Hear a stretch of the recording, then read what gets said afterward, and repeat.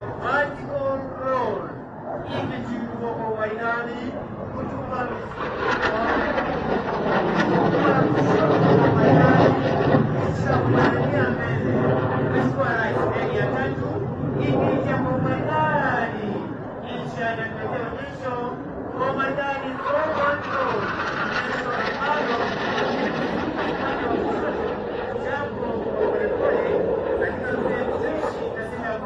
numbers. Ndege hii Mheshimiwa Rais ameelekea jinsi tutakavyo airborne roll. Ndege hii ikiwa inapaa kwa mfumo ya kushoto kisha kuelekea mbele kabisa mahali ambapo inafika. Mheshimiwa Rais, ndege inayofuata kwa sasa ni ndege ya 5 katika ndege hii inatuletea high speed show. Mheshimiwa Rais angani ndio hiyo ndege hiyo inapita kwa kasi kabisa. Mheshimiwa Rais, katika maonyesho ya siku ya leo tuweze kuwapigia maruani wetu makofi kwa kazi nzuri ambayo wanaendelea kuifanya. Mheshimiwa Rais, kwa sasa ndege hizi zitaweza kutua, japo zitatua kwa kasi, lakini maruani hawa wameweza kupata mafunzo wakahitimu, japo kwamba zitakuwa zikiwa kwa kasi, lakini watahakikisha kwamba hakuna dosari yoyote itatokea wakati ndege hizi zinatua. Mheshimiwa Rais, ndege hii aina ya F5 ni ndege ambayo ina uwezo wa kutupa makombora angani kwa angani, kwa lugha ya Kimombo air to air assault. Mashambulizi ambayo huweza kufanywa kwa ndege za adui, hivyo basi kuharibu kabisa ndege ya adui na kusitisha operesheni za adui za angani. Mheshimiwa Rais, ndege hizi pia ziko na uwezo wa kutupa makombora kutoka angani kuelekea ardhini, operesheni ambayo kwa Kimombo hujulikana kama air to ground assault. Hivyo basi makombora hayo huweza kutupwa kutoka angani kuelekea kwa ngome za adui na kuharibu vifaa vya adui kabisa, kusitisha operesheni zozote ambazo adui anaweza kufanya. Mheshimiwa Rais, pia ndege hii ina uwezo wa kutupa makombora kwa vyombo vya adui vilivyo majini.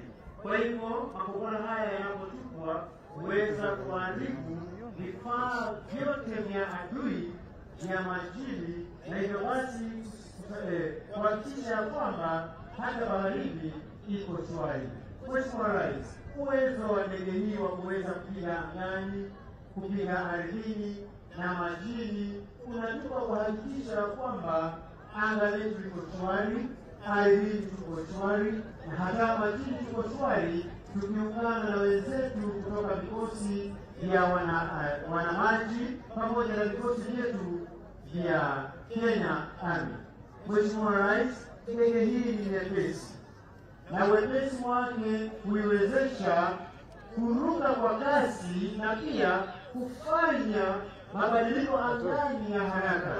Hivyo basi, kama kuna adui alikuwa ameiweka, huwa ni vigumu sana kuweza kuipata, kwa kuwa ndege hii ni nyepesi zaidi, na katika hali ya wepesi huu huweza kutoka makombora za adui, na pia wepesi huu huweza kufanya mashambulizi ambayo wengi huwa hawatarajii, kwa kuwa inaweza kupita kwa kasi pasipo kutambulika.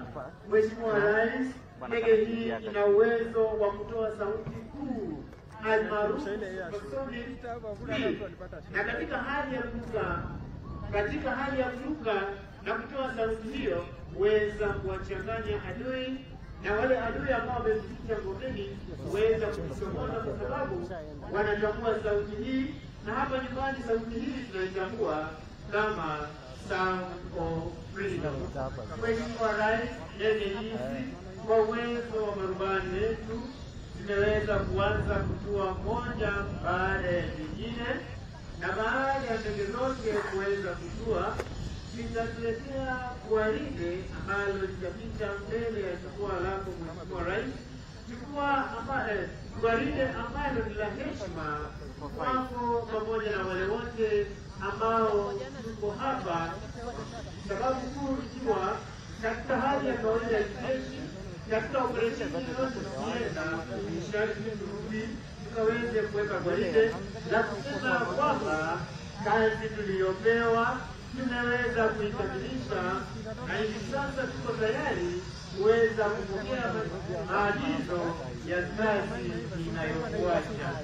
Mheshimiwa Rais, ndege hii aina ya F5 ina uwezo wa kurusha risasi za moto, tukitenda risasi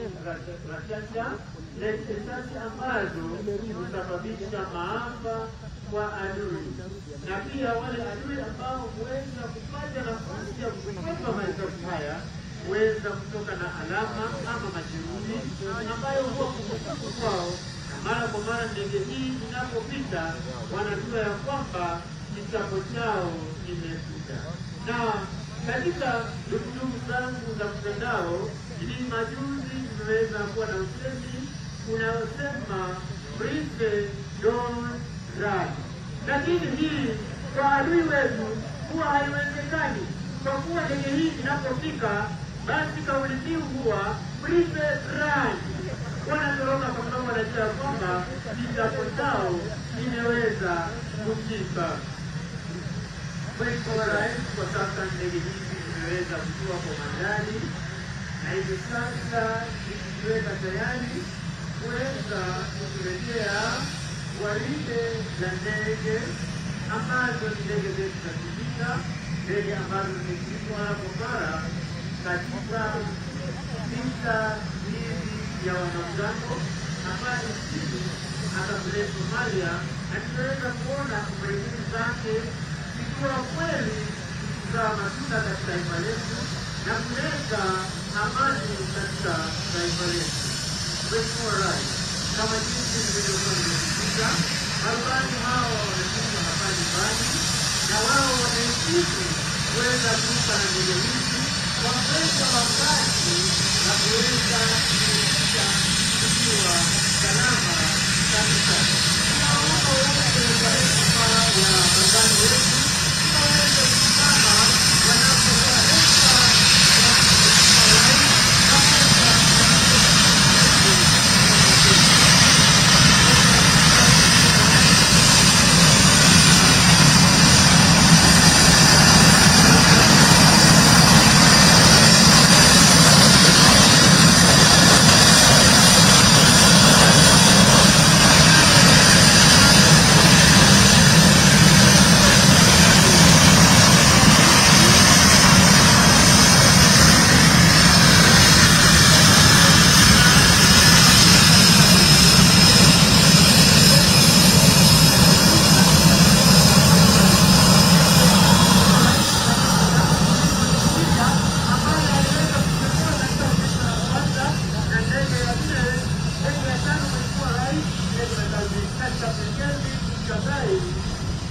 akiwa anasikia onyesho la ndege.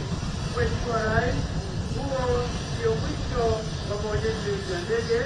Naomba kwa sasa kwa heshima niweze kumpisha mwenzangu Jabiri basi naye akaweze kutuletea onyesho la wana ya Amuri.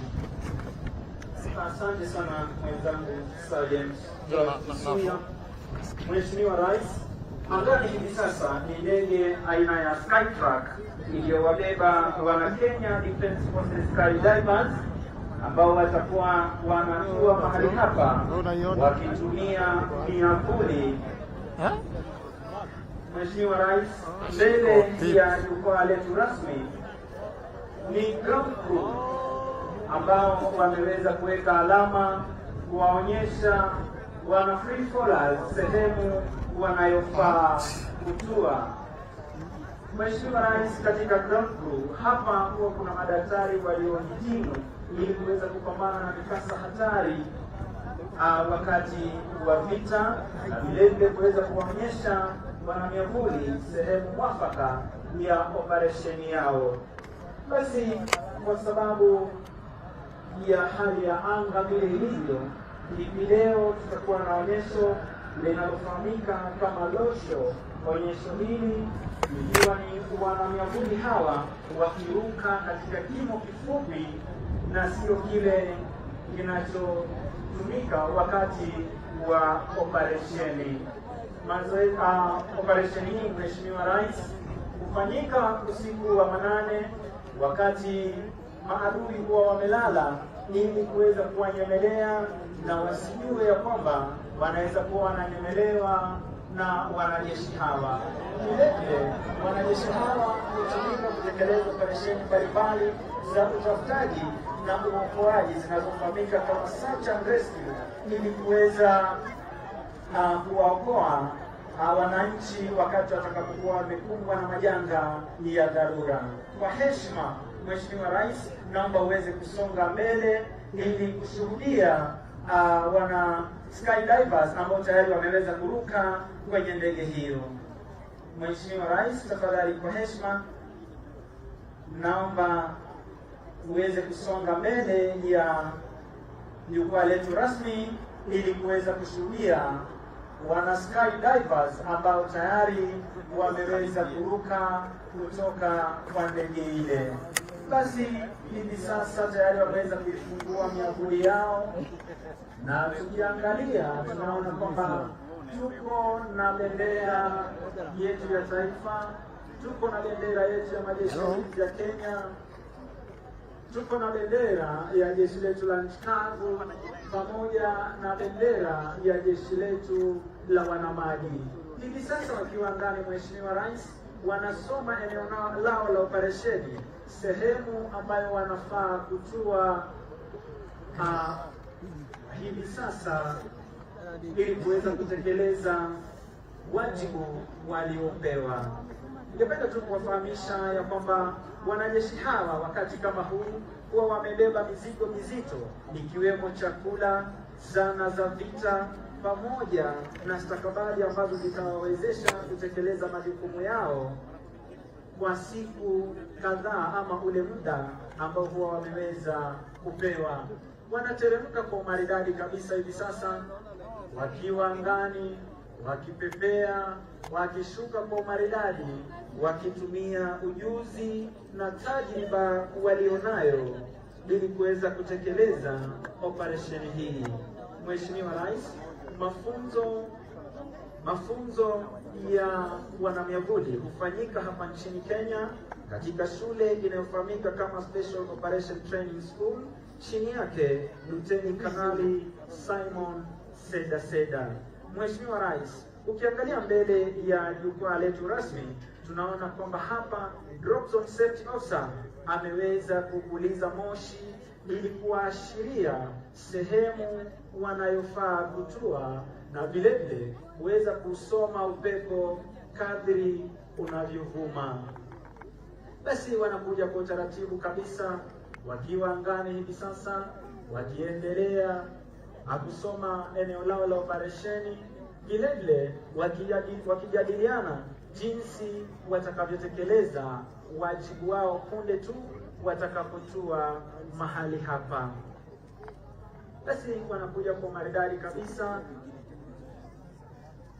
Mheshimiwa Rais, wanajeshi hawa ni mabiji wa kuruka na mara nyingi wako na uwezo wa kukaa angani kwa muda mrefu zaidi, hasa iwapo watakuwa wameona kwamba labda eneo hili bado halijakuwa tayari kutua.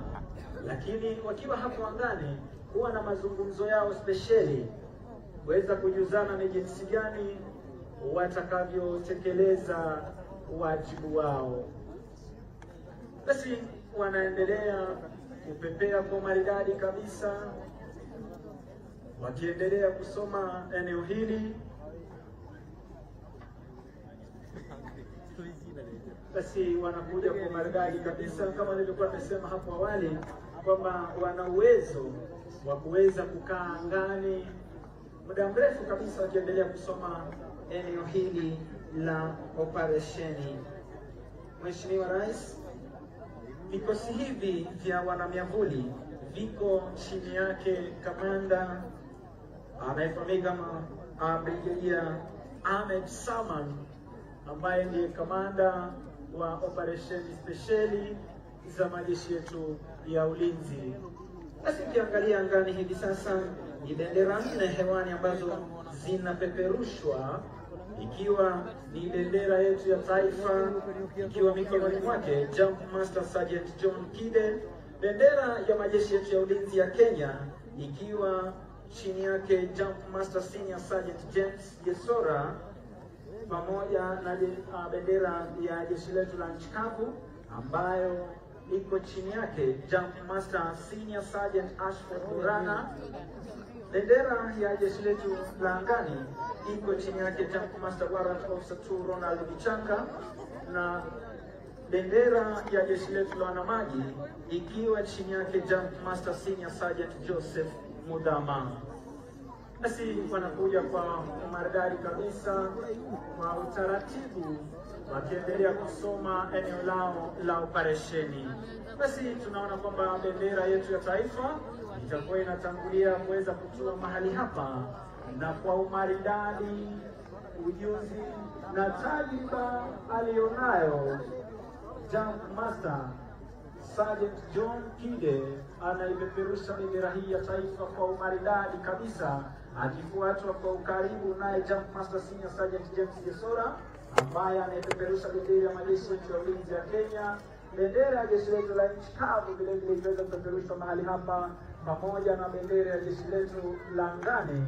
Vile vile mwisho kabisa pale ni bendera ya jeshi letu la maji. Kwa umaridadi, kwa utaratibu, tajriba alionayo, anateremka vizuri kabisa akisoma eneo lao la operesheni, mahali alipotengewa kujua panapofahamika kama drop na panapofahamika kama desired impact point. Tupe makofi mazuri. Bendera ya majeshi yetu ya ulinzi inateremshwa vizuri kabisa kwa maridadi hapa na Jump Master Senior Sergeant James Gesora. Bendera ya jeshi letu la nchi kavu inateremshwa kwa maridadi na Jump Master Senior Sergeant Ashford Burana. Bendera ya jeshi letu la angani ikiteremshwa na Jump Master Warrant Officer Ronald Bichanga. Tuwape makofi wanapokuwa mahali hapa salama kabisa. Tuongeze makofi wana skydivers kutoka majeshi yetu ya ulinzi ya Kenya. Bendera ya jeshi letu la wanamaji kwa umaridadi, utaratibu kabisa, ujuzi alionao na tajriba, Jump Master Senior Sergeant Joseph Mudama anaiteremsha mahali hapa sehemu aliyotengewa kutua inayofahamika kama desired impact point. Tupe makofi mazuri. Basi sasa tuko na magwiji watatu ambao wamesalia kule angani ili kuendelea kusoma iwapo wenzao wameweza kutua mahali hapa salama, na iwapo sehemu hii imekuwa salama kuweza kutua kabla yao kuweza kutua mahali hapa. Basi hivi sasa wanakuja kwa utaratibu kabisa, na kama nilikuwa nimesema hapo awali, wanajeshi hawa wana uwezo wa kukaa angani kwa muda mrefu zaidi kutokana na mafunzo walioweza kuyapokea kutoka kwa shule yetu hapa nchini Kenya inayofahamika kama Special Operation Training School, ambayo huwapea mafunzo wanajeshi hawa wanaotekeleza operesheni spesheli za majeshi yetu ya ulinzi ya Kenya. Basi wanakuja kwa maridadi kabisa hivi sasa wakipeperusha miavuli hii kwa umaridadi, wakitumia tajriba walizonazo na mafunzo ya kiwango cha juu kabisa. Mheshimiwa Rais, wanajeshi hawa mara nyingi zoezi hili halizoeleki, na hivyo basi kutumia msemo unaosema every jump is a new jump. Kwenye zoezi hili mwanajeshi hawezi kusema kwamba niliruka vizuri jana, nimeruka vizuri asubuhi, kwa hivyo basi mimi nimezoea kufanya kazi hii, ila huweza kuwa makini kila wakati anapotua mahali hapa. Basi anakuja vizuri kabisa hapa kwa umaridadi, akisoma eneo lake la operesheni, akiwa ni Warrant Officer 2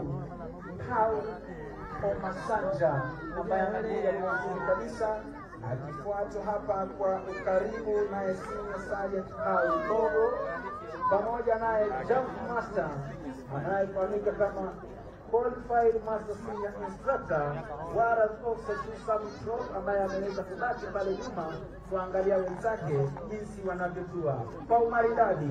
Warrant Officer Paul Omasanja anatua sehemu aliyotengewa kwa maridadi kabisa. Tumpe makofi kuja anapokuwa mahali hapa, akifuata kwa karibu kabisa hapa naye Senior Sergeant Paul Bogo ambaye anatua mahali hapa kwa umaridadi kabisa, ajichezesha miguu yake kwa umaridadi wa mwisho kutua mahali hapa.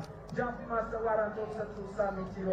Wape makofi mazuri wana Kenya Defense Forces Skydivers kwa onyesho hili la wanamiavuli. Basi kama ilivyo kawaida, Mheshimiwa Rais, wanajeshi hawa wanapotua mahali hapa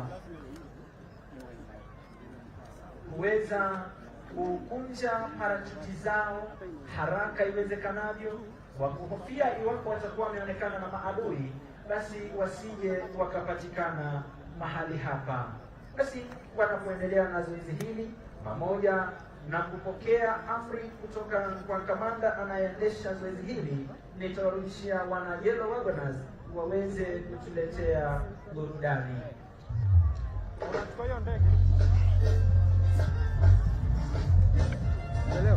Yes sir. Mambo. Hiyo ni ndege walikuwa nayo. Lala.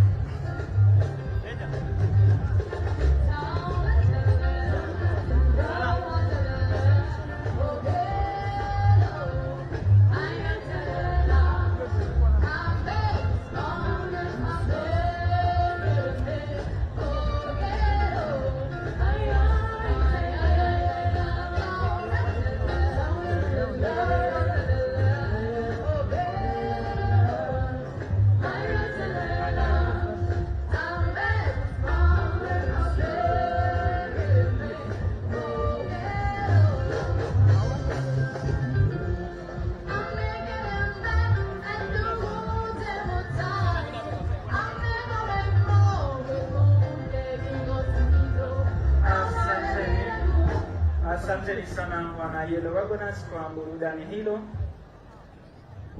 Hivi sasa wamejipanga ili kuweza kupita mbele ya jukwaa la mgeni wetu rasmi, ili kuweza kupeana heshima yao kama ilivyo kwenye desturi zetu za kijeshi.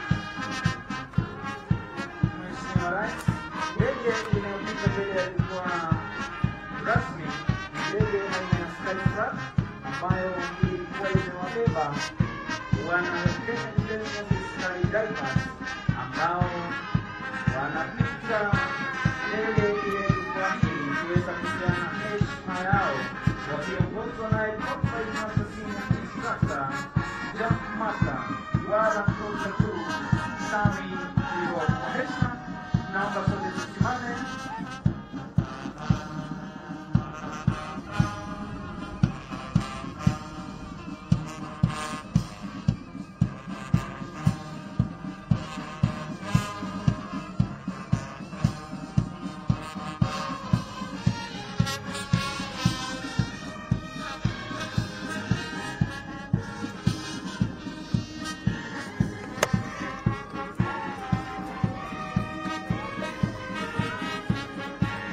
Asanteni. Kwa heshima tunaweza kuketi tafadhali. Mheshimiwa Rais, wanajeshi siku zote mambo yao ni sawasawa, wanatembea sawasawa, wanavalia sawasawa, na vile vile wanapigana vita kisawasawa. huo ndio mwisho wa onyesho la wana Kenya Defence Forces Skydivers, na tutarudisha kwa mwenzangu Sergeant Kisango ambaye aweze kuendelea. Basi Mheshimiwa Rais, huo ni mwisho wa kipindi hiki cha burudani, na hivi sasa Mheshimiwa Rais, Mheshimiwa Naibu wa Rais, waheshimiwa mawaziri, Mkuu wa Majeshi ya Ulinzi ya Kenya, Katibu wa kudumu wizara mbalimbali, Naibu Mkuu wa Majeshi ya Ulinzi, Service Commanders, itifaki zote zikizingatiwa, kinafuata kipindi cha hotuba, na kwa heshima naomba nimwalike Mkuu wa Majeshi ya Ulinzi Jenerali Robert Kibochi aweze kuendelea. CDS. Umbrella. Sikiza sasa. Atu, jaribu. Niangalie nani. Na kamera. Your Excellency, the President of the Republic of Kenya, the Commander-in-Chief of the Defence Forces, Your Excellency, the Deputy President, the Cabinet Secretaries here present, Principal Secretaries here present, the Vice Chief of Defence Forces, all service commanders from all disciplines, general officers, members of Parliament here present, the defense attaches here present, members of the Military Wives Association of Kenya, KDF officers, service members, both serving and retired, KDF families, distinguished invited guests. Your Excellency, it is our distinguished honor to host you and distinguished invited guests today at the Laikipia airbase as we observe the 11th anniversary of the Kenya Defence Forces Day. We are indeed grateful and conscious of the fact that Your Excellency has graced this occasion in the midst of your very busy schedule as you continue to structure your new administration. In this regard, permit me, Your Excellency, on behalf of the entire Kenya Defence Forces family, to congratulate Your Excellency on becoming the 5th President of the Republic of Kenya and the Commander-in-Chief of the Kenya Defence Forces.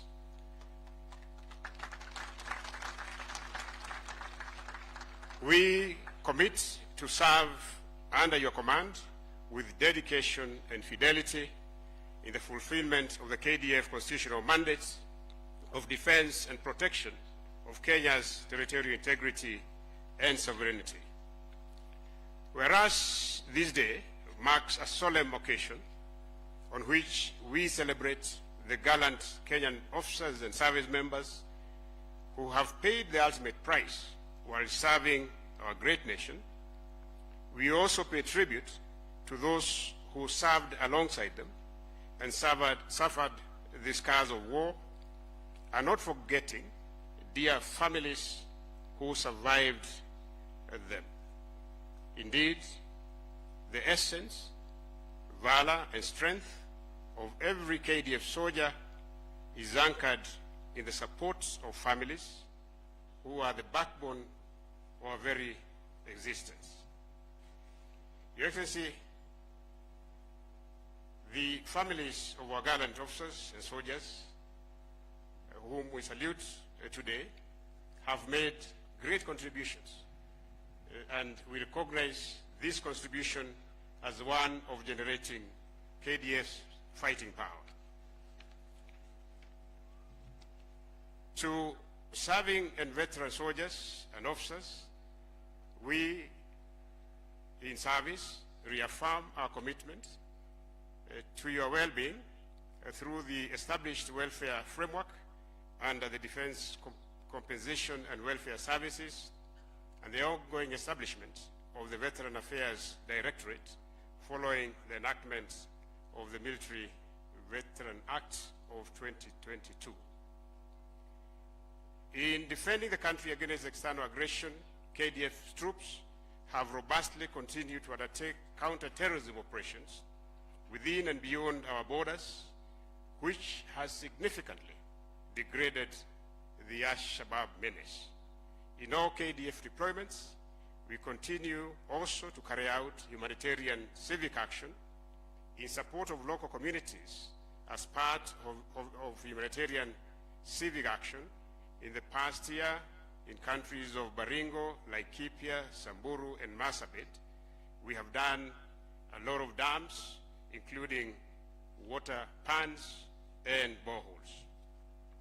KDF has, within the multi-agency framework, delivered on its mandate of assisting and cooperating with MDAs towards the provision of services to the Kenyan people. In addition, in response to climate change, KDF, through the Environmental Soldier Program, established in 2008, continues to partner with the other stakeholders in afforestation efforts and tree planting across the country. As we mark this day, we assure the Kenyan people of KDF's commitment to the defense and protection of our motherland, as this is our sacred duty and calling. It is now my duty and honor to humbly request Your Excellency to address the officers, service members, military families, and invited guests. Your Excellency, sir.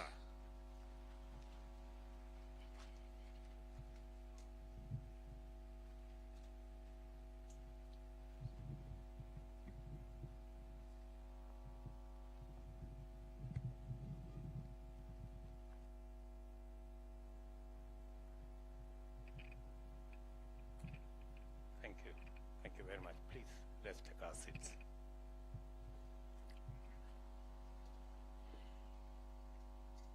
Distinguished guests, ladies and gentlemen, it is my distinguished honor to join you today to observe the 11th anniversary of the KDF Day. This is a day dedicated to the remembrance of those of our gallant soldiers who have paid the ultimate price in the defense of our Republic, Kenya. We pay homage to the bravery of our warriors in defending and protecting our sovereignty, territorial integrity in diverse engagements. As Commander-in-Chief, I note with approval that the theme of this year's KDF Day is, and I quote, soldier-centric approaches towards the upscaling of mission readiness. End of quote. Indeed, this underpins the sense of duty that the troops continue to exemplify. Our freedom and sovereignty are hard-won products of great sacrifice that we must always guard with utmost vigilance in honor of those who sacrifice for it and in order for us to achieve sustainable development. Our territorial integrity relies on our defense forces, and its members must therefore always be prepared for every exigency with the requisite tools, capabilities, and motivation. The tip of the nation's spear has always been and will always remain our troops, be they on land, in air, or at sea.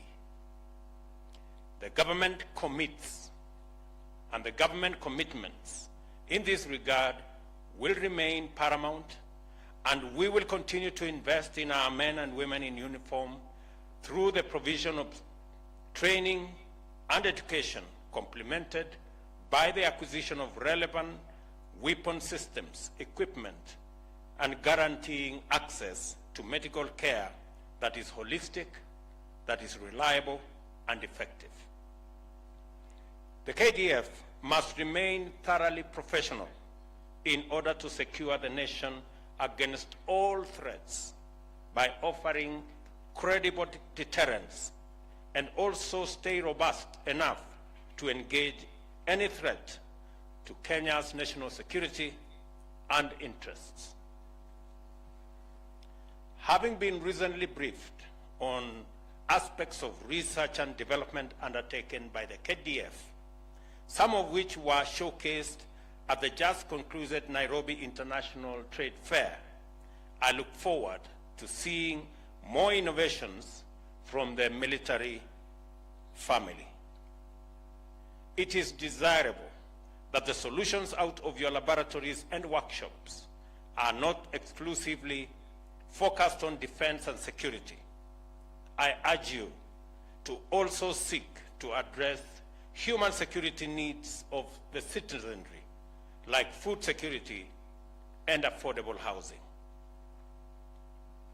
Indeed, the broader national purposes of our public service, insofar as they apply to defense forces, should find robust expression in the work that our gallant men and women in uniform undertake. I am delighted to observe that you have seized the opportunity of engaging with the citizenry as a platform to articulate our collective aspirations and give the best expression to our national values and principles of governance. Sustainable development being our ultimate principle of governance, it is encouraging that you continue to explore ways of lending a hand to the greater national effort. Significantly, ladies and gentlemen, Kenya needs to take steps towards self-sufficiency in simple defense articles, apparatus, and food. In fact, appropriate degree of military industrialization has spurred the growth of the civilian industry in other jurisdictions. Kenya thus needs to follow international best practice to achieve this desired self-sufficiency. I note also the secondary role the KDF has undertaken in support of other state agencies in disaster response, humanitarian support, and inter-community peace building. This is yet another chance for our forces to practice its magnificent tradition of articulating our values.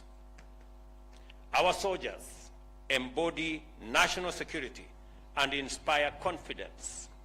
Your participation at the core of efforts to solve human problems and respond to citizen needs entrench your capacity to touch hearts and to encourage people. Ladies and gentlemen, Kenya is committed to international as well as regional peace and security, as it is the only guarantor of amicable coexistence and regional economic growth. Our forces continue to be called upon by the African Union and United Nations to augment peace support operations in Africa and beyond. And I have had a conversation with the leadership of our KDF to expand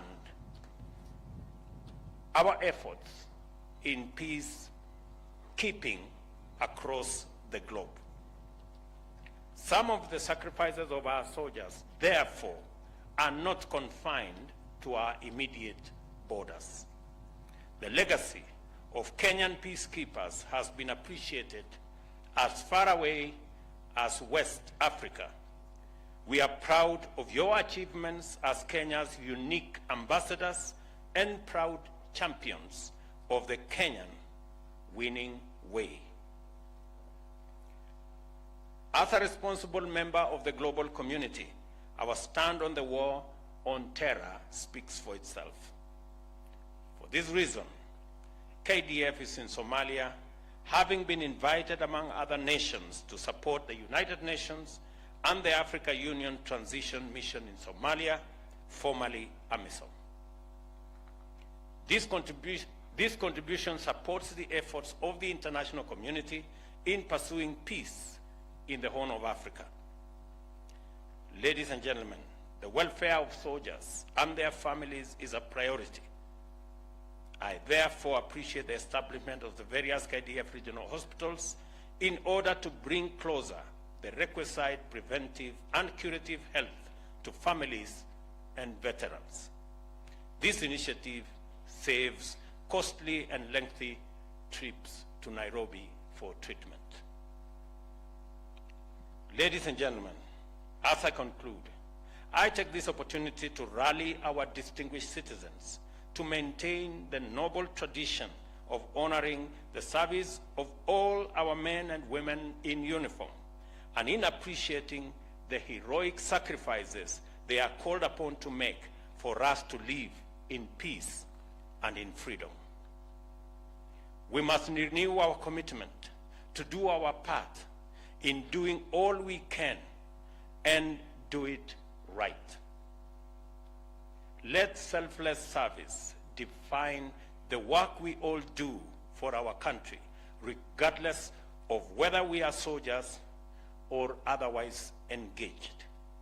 In any case, Kenya is the collective project of 50 million Kenyans, citizens doing their bit, our men in uniform doing their part, and the people in the executive, in the legislature, and in the judiciary playing their role.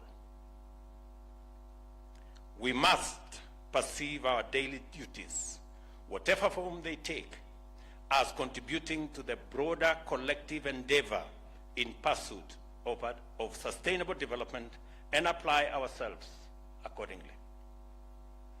Every day in Kenya should be a day of work and service, and every moment a celebration of patriotism. I further commend the spouses of our service members who remain at home, holding fort as their loved ones are away on deployment.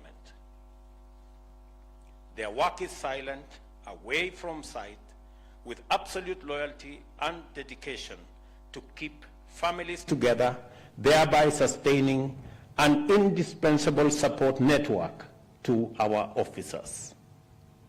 It is this affirming and nurturing network of loved ones which again become primary caregivers to those of our personnel who may, unfortunately, suffer critical war trauma, whether physiological or psychological, and their support is vital for healing and strength. We do not take this outstanding form of selfless national service for granted. And on behalf of a grateful nation, I appreciate you and I thank you. Let us therefore proceed on the understanding that we are united in service to uphold, protect, and defend our nation and its values, and to support one another along the way, because we are enlisted in one cause, the cause of one nation and one people. Finally, I am grateful to the Almighty God for this day, and I wish you His blessings as you travel back to your respective homes. May God always bless our defense forces, and may God bless our beloved nation, Kenya. Asanteni sana. Mheshimiwa Rais, hivi sasa litafuata gwaride la machweo ya jua litakaloletwa na bendi zetu za majeshi ya ulinzi ya Kenya. Bendi, tafadhali.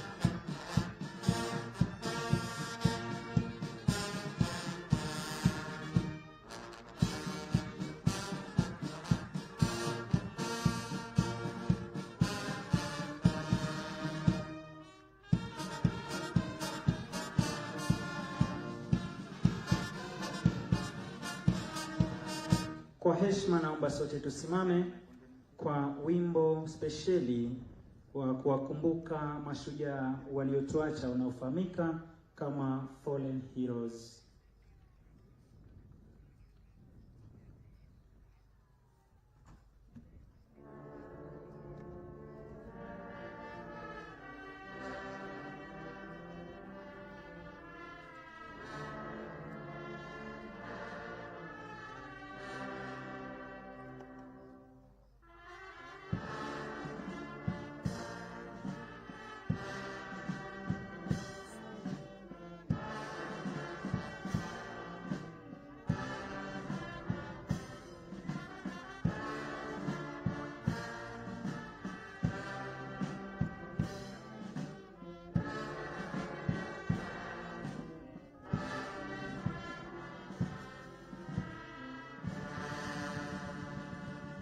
Kimya kifupi kwa heshima ya mashujaa waliotuacha.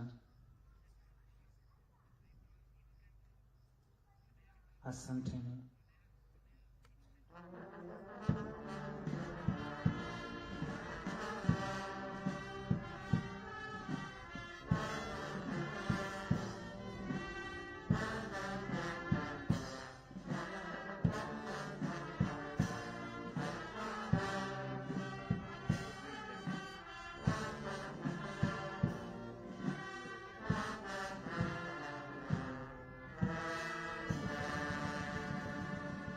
Tubaki tukiwa tumesimama kwa wimbo wa Injili, wimbo wa kushikisha bendera, wimbo wetu wa taifa na wimbo wa Jumuiya ya Afrika Mashariki.